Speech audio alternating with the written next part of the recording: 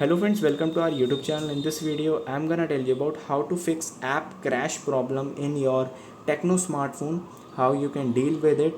So let's get started. First, you have to open your settings, click on app management, then click on app list. So it will show the three dots. You have to tap on it, then click on show system apps, click on search, and here you have to write the app which is crashing. Like if you are facing with YouTube crash, just click on YouTube, then click on search,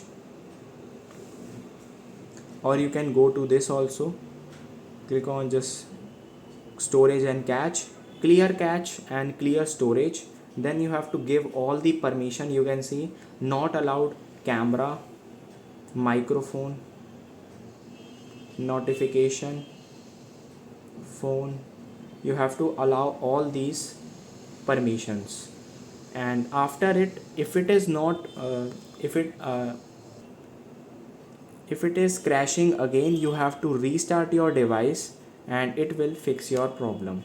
I hope you like this video. If you like this video, then subscribe to our YouTube channel for more helpful tips and tricks videos. See you next time.